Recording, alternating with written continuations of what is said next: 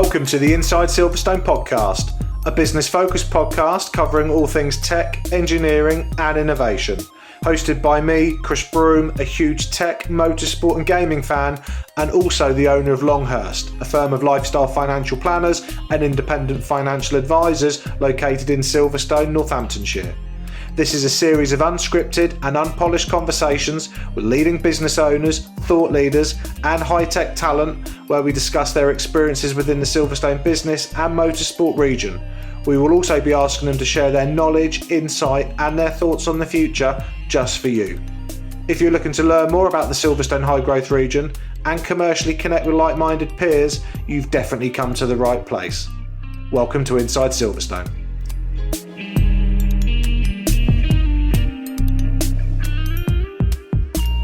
Welcome to the next episode of Inside Silverstone. My name is Chris Broome and I am your host. Today I am delighted to be hosting another session of the Mastermind Sessions. Mastermind Sessions number 2, which we have just renamed Business Challenges, addressing the skills gap. So I'll explain that again. Business Challenges, addressing the skills gap.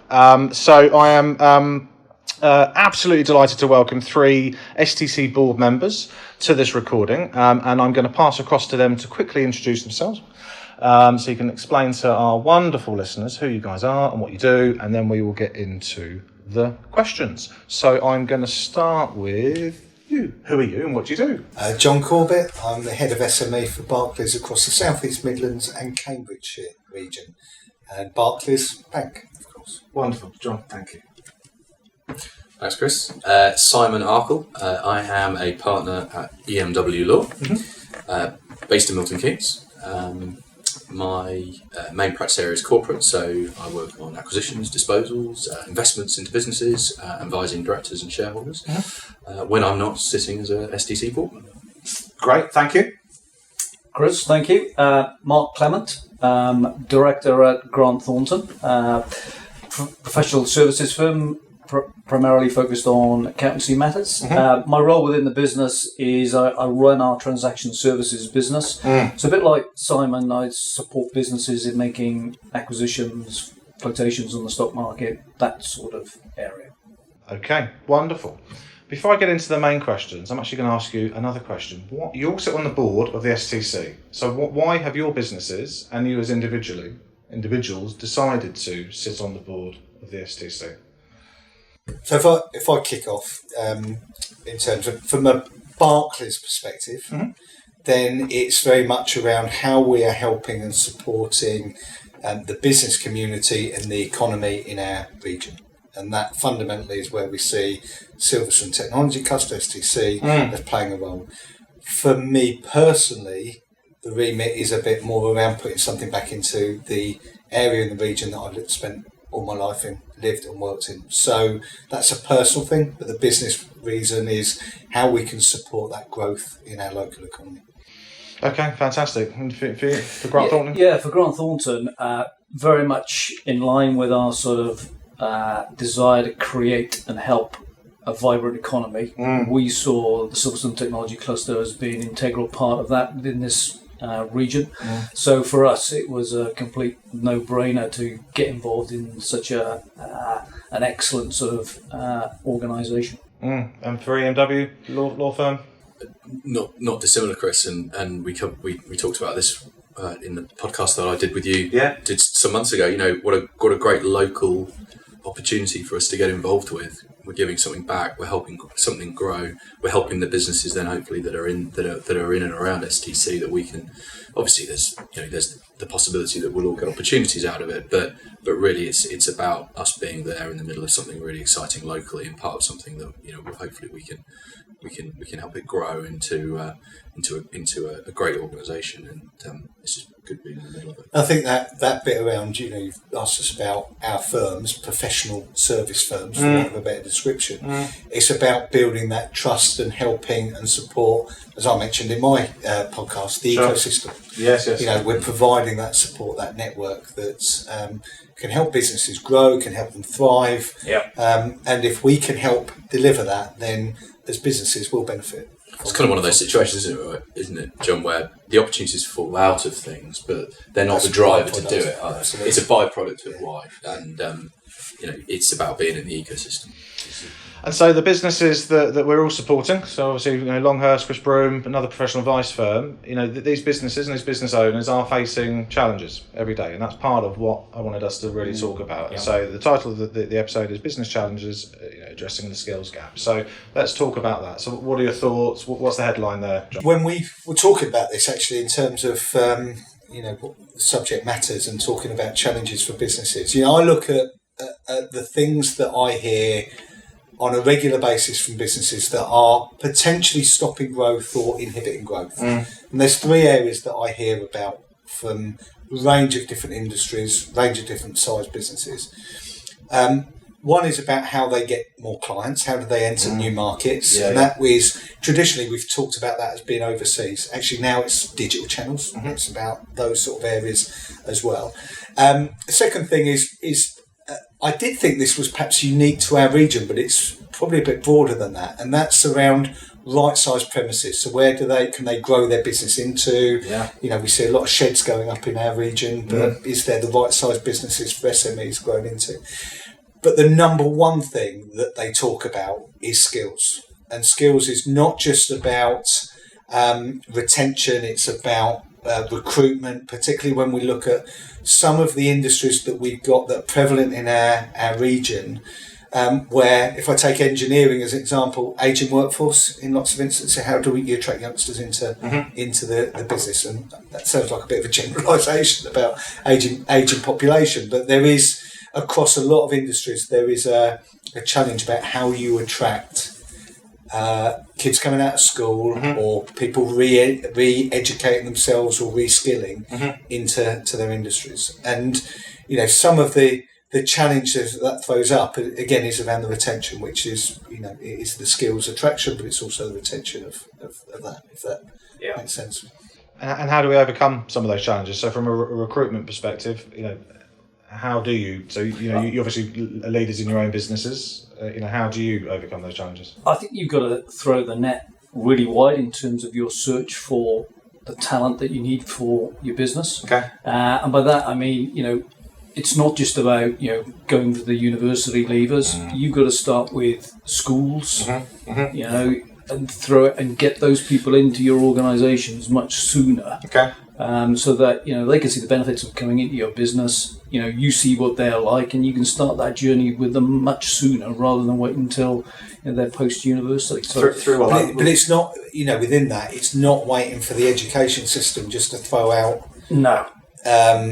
The raw material, if you like. There is a bit that you need to engage earlier than that with the schools and not just rely on the university graduates. It's about engaging in different avenues, particularly when you're talking about the youngsters, whether it be apprenticeship programs or other ones. Because the thing is, for those talented individuals, the demand is massive. Sure.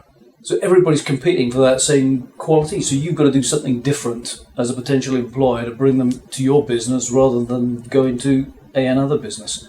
And so I think it's, I've read about sort of, particularly the millennials. They're looking for a bit more than just, what's my pay going to be? Sure. They're after culture, vision, purpose, all these other things which perhaps when I was sort of growing up, I didn't really think about, but that's what they're thinking about. So it's got to be a much broader package that you're offering these. These campus. I mean, I think in my last podcast, I talked about every member of my family, and actually, when I talked to my son, my oldest boy, a few years ago about what his career path was going to be, and in my perception on success was about how much money can I earn.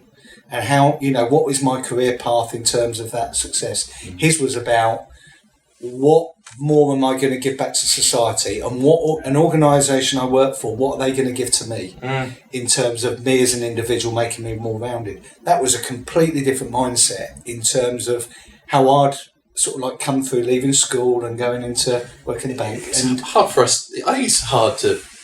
You've got to adapt, haven't you, here, and be so flexible. I think that's the way we are now as an employer. We just have to be so flexible because you can find yourself opposite somebody who's talking like that actually you think, well, this is out of left field. You know, if you're rigid in the way you've always run your business and always you recruited your talent and offered jobs to that, if you're not adaptive, if you don't adapt, and if you're not flexible to what the new generations might want, you're going to lose out. Absolutely. And I think it's across the board in all sorts of different parts of certainly our business. You know, we're having to just offer things that we just wouldn't have done, or we wouldn't have contemplated. You know, and having to be so flexible about allowing people to work when they want to work, and where they want to work, and how they want to work, and if they want to work at between 9 and 1 in the morning and 7 and midnight, then sort of giving them that flexibility that's okay. You know, if that fits your wider needs in your life, and then it works for us as much as it works for you. Do you think businesses will find that, existing businesses will find that challenging to be able to move away from the typical 9 to 5?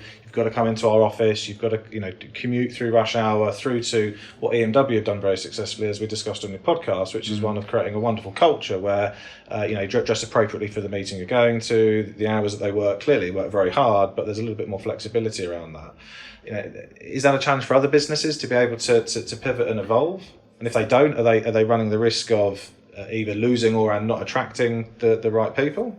Just to sort of finish where we've got to with that, I think part of the reason why we feel that we have to offer real, genuine flexibility around working hours and how and where you do your job is purely because certainly sort of around this area, the road infrastructure just isn't going to take it any longer, and the amount of wasted time people spend in cars in the mornings trying to all converge on a 9 a.m. start. Just that, it seems silly to say it, but just that alone is a reason to have to allow people to move around those working hours. And I'd extend that. Certainly it's a big focus around in our organisation about the dynamic working. And not only is that around those things, just physical premises and the infrastructure challenges that perhaps, but it's also about then you attract a diverse workforce as well. And that creating that diverse workforce, to enable you to be more rounded as an organisation and have a better culture within your organisation, you have to be flexible in that approach.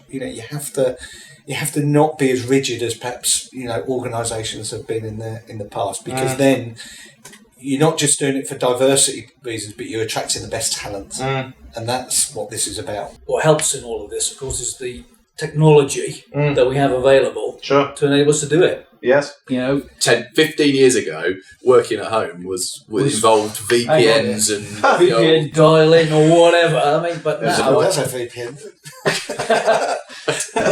but now it's you can do it. It's easy. Sure. So why force the people to come into work day in day out? When you've got that, you can still be as effective in. But it's a real balance actually, because by the very nature that because you've now got technology, you're almost 24/7. Yes. If you're not careful, and that brings its own challenges in terms of stress levels and mental health issues, etc. So it is a real fine balance, and as an employer, you have to really understand that, and what works for one might not work for another. Yes. And actually, as a leader in your business, when you're managing a workforce in a very different way to what we traditionally came through as, that creates another different challenge that you have to think differently in terms of how you engage with your teams as well. I think that we had a chap who was with the business, left, and then came back, and throughout that period he was away, things developed. But that culture of the team all sitting together in one location, to this sort of environment whereby he may work from home one day or he's in the office one day, but then when he gets to the office, the other team members are working from home. Actually, trying to ensure that you've got that team ethos and spirit amongst your workforce, that becomes a challenge when you've got this sort of agility to your working place. Must involve a huge element of trust, right, on everybody, but then also I guess a bit of peer pressure from their colleagues. So I guess if someone isn't cutting,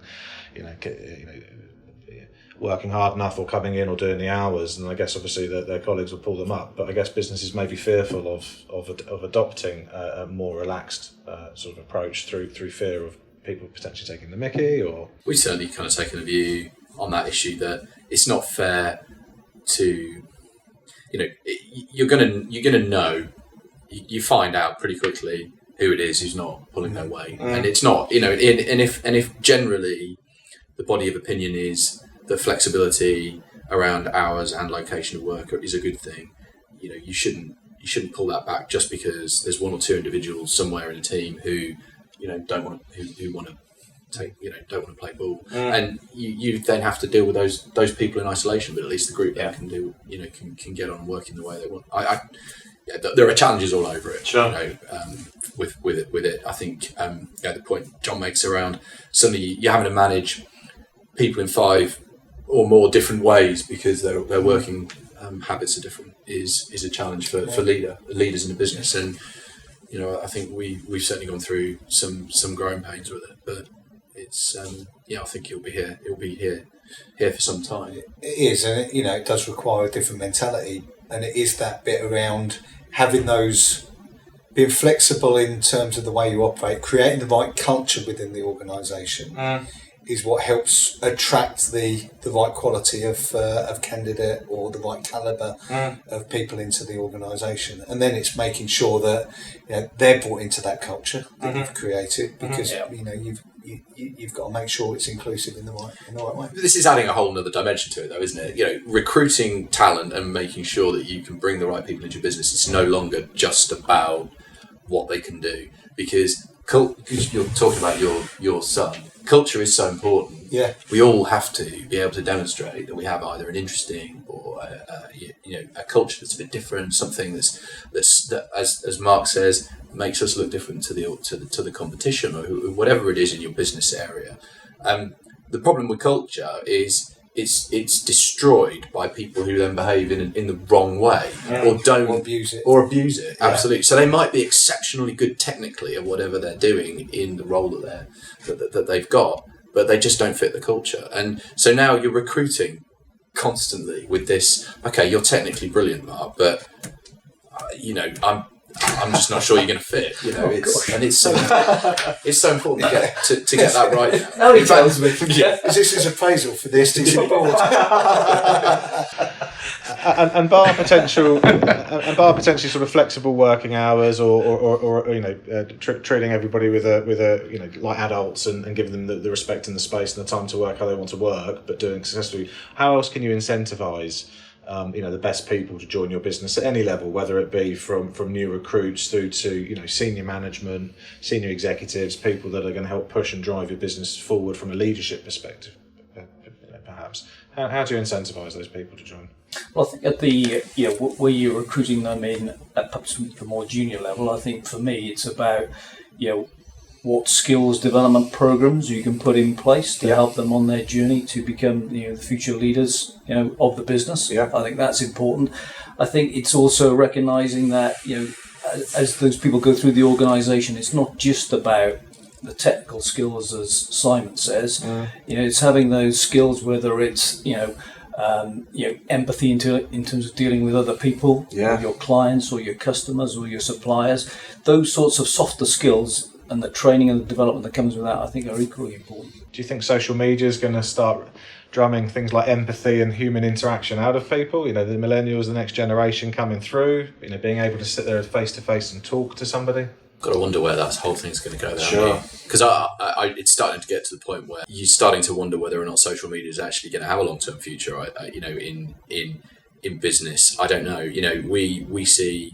LinkedIn, things obviously is a major part, but so much time spent in it now that actually I've started to encounter more and more people, or what I'm trying to say is, who are starting to sort of almost declutter their digital lives and get rid of some of this stuff because it's constantly it's impacting too much, and bringing back the interaction between people is becoming more and more important again. I look at it from a whether it's social media, digital capabilities generally.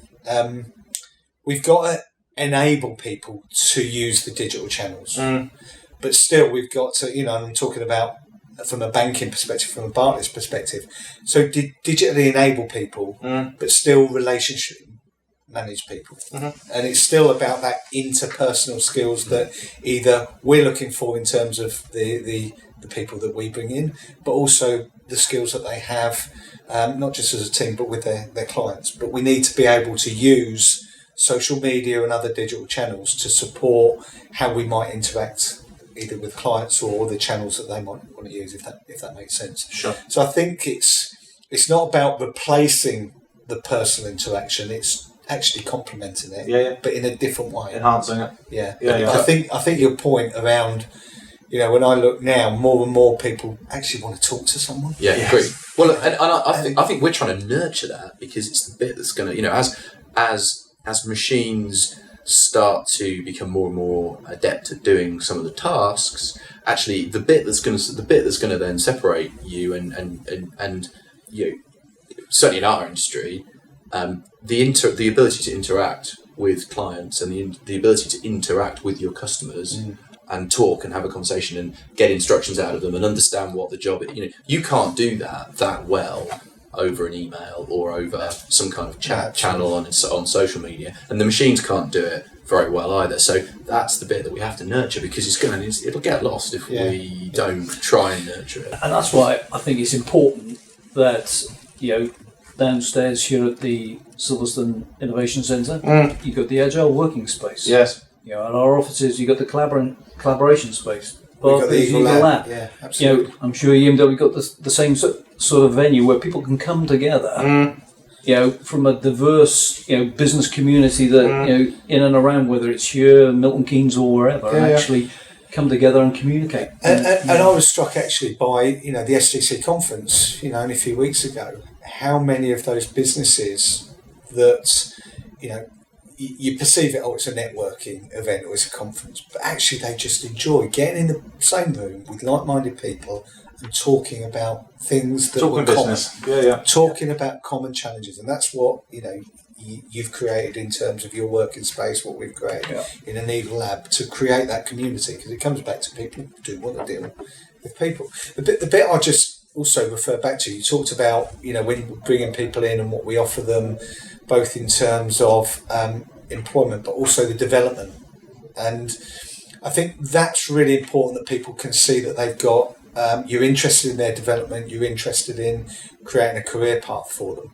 And too often we'll focus our attention on development about how you address your weaknesses. Sometimes it's about, you're really good at that, let's develop it, let's enhance it. And someone relayed back to me years ago, you take it a football analogy, Ryan Giggs at Man United, Alex Ferguson didn't say you're great on the left wing but you're rubbish in goal, so let's put you in goal for a few games and see if you can develop your goalkeeping skills. He didn't. He said you're great on the left wing, you're great with the left foot, let's focus on what you're really good at and make you the best in the world at that. And sometimes in a business environment, what we do is we take people in, well, you're great at that but you're not so good at that, so let's focus on the bits you're not good at in your development. Does that make sense? I think sometimes, when we look at building management teams, focus on what people are good at. Don't try and make them something they're not. And that's how you build a strong management team, because people know the bit that they're good at, recognise your weaknesses and cover that up with other people that are good at that area, but focus on what you're good at. From my experience dealing with management teams, which I do a lot in a lot of the investment work that I do, investors coming into companies, what they're actually looking for often is a team of people that actually, when in isolation, one of them might not be that great, but at two or three of the other top, but you put them all together and they actually are a very effective management team. And I think in business, certainly in that sort of context, people playing to their strengths is exactly what can help make a company successful, because the leadership team are all good, have all got a slightly different skill set that actually, when together, makes them a complete package. And businesses don't fail for things like, they do sometimes in terms of lack of cash or otherwise, but it's usually because of lack of management capability. Actually, but similarly, that's why business succeed, because they've got the right management structure, and that's what makes them successful. And it's how you play to those strengths that determines business success. And I think businesses have got to be at times brave to make those difficult decisions. Okay. I've seen that happen where you have someone who may be fantastic at strategy and all the rest of it in a very senior role within an organisation, but they don't need a strategist. they need someone who can roll up their sleeves. And I've seen those people being moved on and the right person being put in place. So they've got to be brave as well. What other challenges? Keeping that management team around. I mean, I think certainly SMEs are you need people who perhaps own a business in early stage or in scale up mode, or who don't they aren't necessarily able to be paid or pay themselves what they probably deserve for the amount of time and effort they're putting into their business, but actually looking to incentivize key people to hang around and stay there, drive the business over a 5-year period or whatever it might be, again, is really critical. I think that's, and we've encountered, there's various ways you can do that, but, one of them is money, but, it's not always there to pay out. But, giving people, the ability to join into sort of, schemes where they'll have a shareholding or, in the company at the point where it gets sold maybe, is kind of really important. So things like EMI? Yeah, EMI. So what is EMI? So for everyone watching this and listening, what is it? So the Enterprise Management Incentive Scheme, which has been around for, crikey, I'm trying to think now, a long time. But kind of pretty much, I think HMRC, the government sort of favoured route of getting shares into the ownership of people who work in the business. Okay. Now, it's not for everyone because there are limits over the size of the business, the number of employees you've got, and various other metrics. But ultimately, you can, there is a way that you can get a shareholding into someone who works in the business very tax efficiently. And the beauty of it is you stop working for the company and you lose the options. The EMI scheme requires you to be an employee in the business.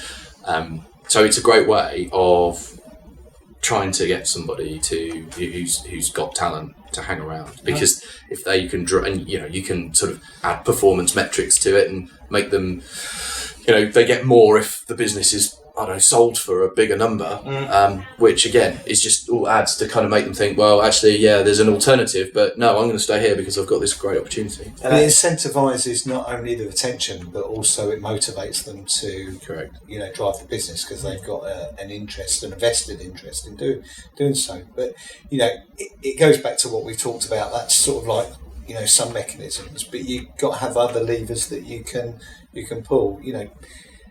As long as people generally are paid what they think is fair for their job as well, it's making sure that's fair. But then there's other ways that you can incentivise, whether that's through benefit schemes, pensions, and health benefits, and otherwise. And we'll probably have those in terms of our organisations, which are a bit larger. But there is mechanisms that you can have that in SMEs as well. Other challenges. So we've covered off, location, flexibility, compensation, incentives, share schemes perhaps. How else do we fill the skills gap? I think for me, a lot of the skills gap is, something I mentioned earlier is about how do we as SMEs make sure we're engaging with the education system in the right way. Yeah. And showcasing some of, certainly in the region, some of the industries we've got, and demonstrate how it's an exciting region to be part of. There's great opportunity. There's some really exciting things going on in the sector, and I think and I'm talking more from the organisations the STC is trying to support, rather than necessarily us in our profession. But how could having that ability to actually demonstrate that. The engineering skill requirements is around the digital agenda. Digital isn't just about coding to make games and things like that. There's a lot of other applications that it's relevant for in a wide range of industries. And I think there's a bit there that certainly from the STC, I think the Local Enterprise Partnership does some great work in that space. STC, we've talked about that as one of our agenda items, in terms of engaging a diverse workforce, but also how do we educate youngsters or young adults that are thinking about retraining, going into different career paths, that there is those opportunities. and it's exciting. Well, Silverstone Park obviously have engaged and hired Gaia Innovation, who are obviously doing a huge schools project at the moment, sort of for local colleges and schools. And so for businesses and business owners listening to this and watching this right now, if they're thinking, how do I engage with the school? Actually, talk to Silverstone Park, talk to Roz and the team and Ruth and local enterprise partnership. There's different avenues you can do that rather than us waiting for the raw material to come out. That sounds awful. No, but you're right. Yeah, about out of the system. Yeah, waiting for that to go and then say, actually, it's not fit for purpose for what I need. Yeah, actually getting earlier and start to help the schools. There's two parts to it, aren't there? It's sort of, on the one hand, it's kind of the wow factor for the kids. It's kind of getting in front of them and saying, look what a career in engineering, for example, could be like. Look what we're doing. And a lot of the time, there've been visits, haven't there, here? And a lot of the children are kind of, it's almost like they don't know what they don't know, and when they see things, they go, wow, you really do that? That's your job. That's kind of really inspiring. But then it's the other side of the coin, isn't it? It's actually, we've got, I know there's people around the boardroom table at SDC, aren't there, who are constantly complaining that actually it's actually the materials that are being taught on courses isn't appropriate for what actually they need. And it's how we can can interfere and get and influence the curriculum, because that ultimately leads us to the problem of people coming out with the wrong training. It is, and the danger is that if we don't address that, then the talent drifts into other areas, and we've got.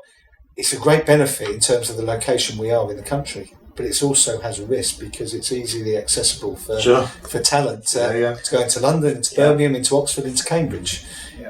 Which I'm not saying that's wrong, but we've got. It's another challenge, really, isn't it? It's another challenge. How do you were asking for challenges, Chris. That's another podcast, isn't it? Yeah. How do we prevent them from leaving?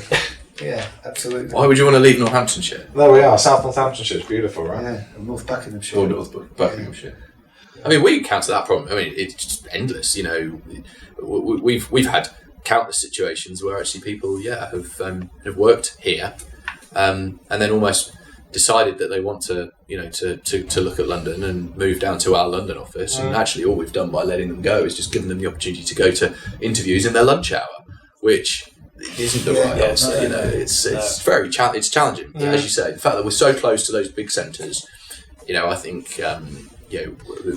Great training, great experience, doing some interesting stuff. All it does is just carries with it that inherent risk that person's going to take all of that good experience. But also come back to and it's about we need to make sure our environment is still South Northampton's a lovely place to live, Buckinghamshire lovely place to live. In terms of that environment. I think the other thing that.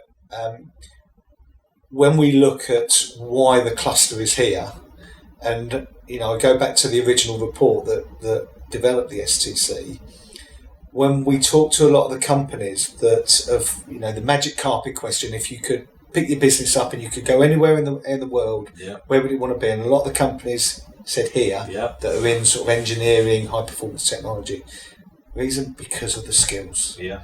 So there's. Not only is it attractive, but if we don't keep those skills, or the capabilities, then you start to diminish what is your unique selling point if we're not careful.